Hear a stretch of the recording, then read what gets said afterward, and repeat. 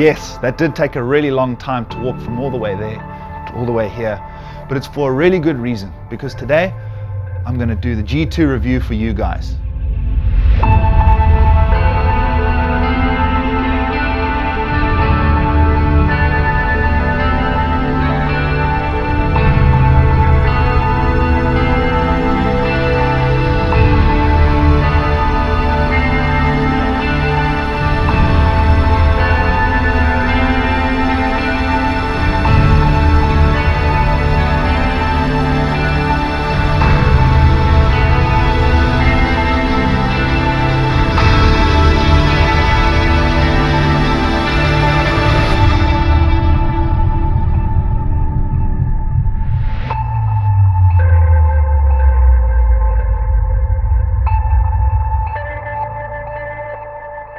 So I'm here in a place called Nambang National Park, and I've brought the G2 with me because I know all of you really want to see this G2 review, and I thought, why not bring it here to this harsh lighting condition with this alien looking place to really test this camera and see what it can handle in these types of conditions. So in this review, I've also got the G1 with me, so I'm going to be putting them head to head in certain situations to see how they compare and to see what the real differences between these two cameras are. I'll be testing everything from dynamic range to skin tones under fluorescent light, natural light, as well as artificial light. I'm going to be testing the camera in these landscapes to see how it handles in these real documentary conditions. So on the previous G2 sneak footage video, as well as the pocket cam video, there were hundreds of comments on both of those, and a lot of them were to the G2 and what you guys would like to see.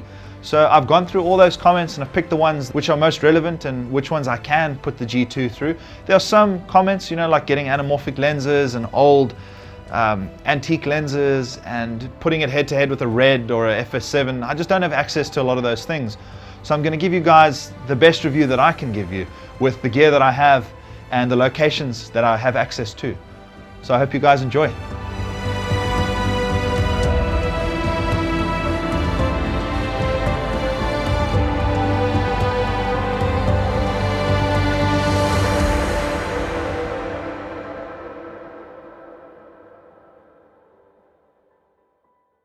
So the first thing you're going to notice when you open up your G2 box compared to all the other Ursa Mini cameras is that there's no side handle.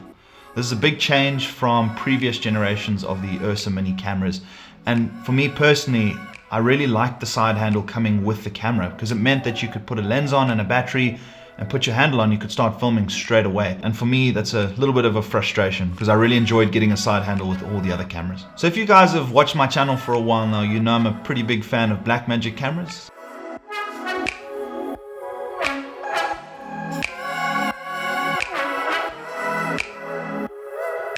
And you'll see that I've used everything from the 4K to the production cam all the way up to the URSAMini Pro G1. The thing that I loved most about the URSAMini Pro was its layout and the way that they had built the external part of the camera, access to buttons, the internal NDs, all those sorts of things were some of my favorites on any camera that I've ever used.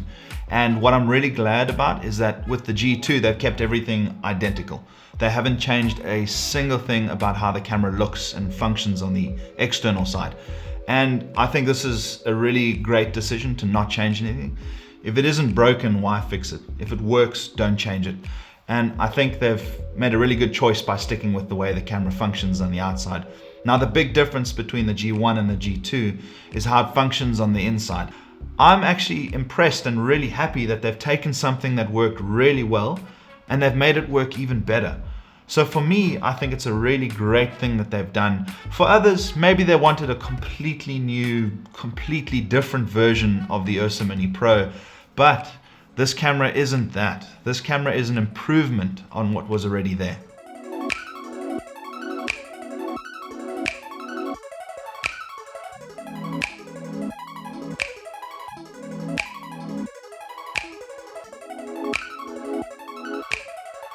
So with the rolling shutter on the G2, it is a definite improvement on the G1. What normally happens with any CMOS sensor is that it records the image from the top of the sensor to the bottom in a sequence.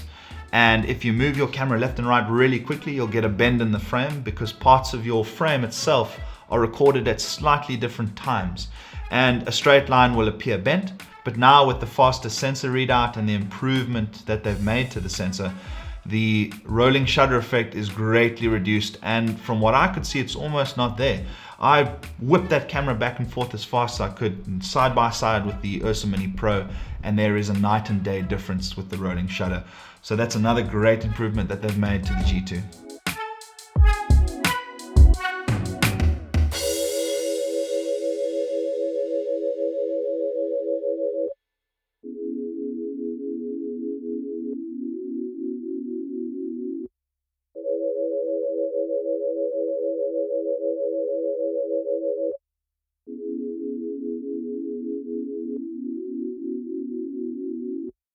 So I'm just hiding out of the path of the wind because it's actually pretty blowy today. And just over there I'm testing out the G1 and the G2 side by side with a dynamic range test, looking at some really harsh lighting conditions falling onto these strange rocks, the pinnacles here in Nambang National Park. And not the best, most scientific way of doing it, but I think it'll give you guys a really good indication of what these two cameras are like side by side.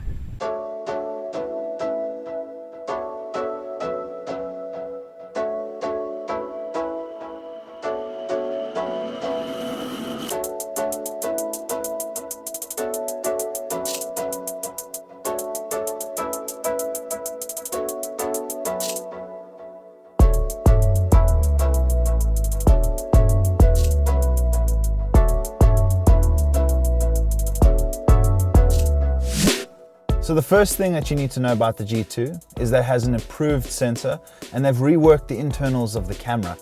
Now, I'm not entirely sure what this actually means, but what I can tell you from my experience in using the camera is that it has much less noise and barely any fixed pattern noise at some of the higher ISOs. And this is a huge improvement over the G1. And this is a big deal because with this G2, they've taken the things that you loved about the G1 and they've improved on them and made them better in this G2 version of the camera.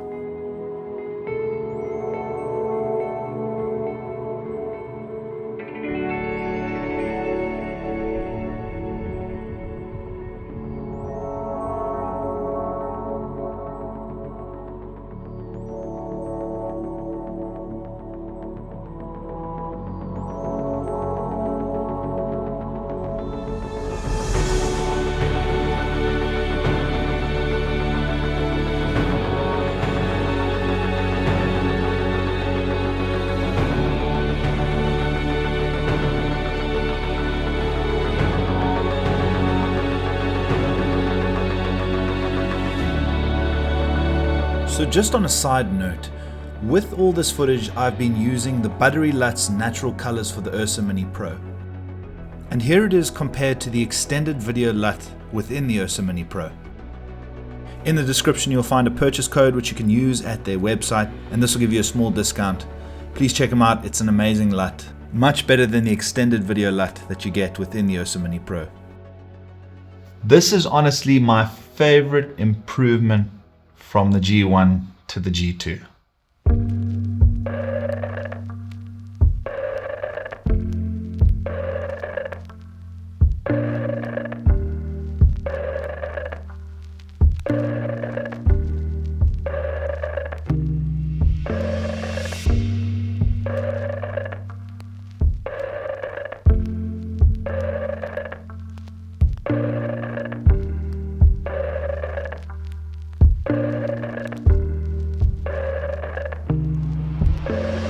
So when it comes to recording audio into the camera, the inputs are identical to the G1. There's two XLRs on top. And what I want to do with the preamps as a test is to let you listen to audio that's coming from the G1 as well as the G2. And you can decide for yourselves if it sounds better or worse. I'll also leave downloadable content for you to check the image as well as the audio, and you can grade it and listen to it and tweak it for yourselves.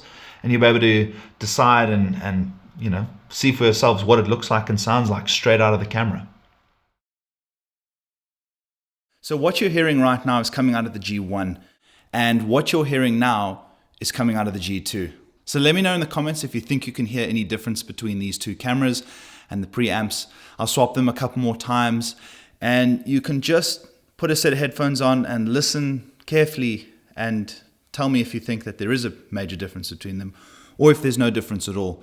And I'm leaning towards the latter, of there being almost no difference in the two preamps. So the G1 was really good, and it seems like the G2 is equally as impressive.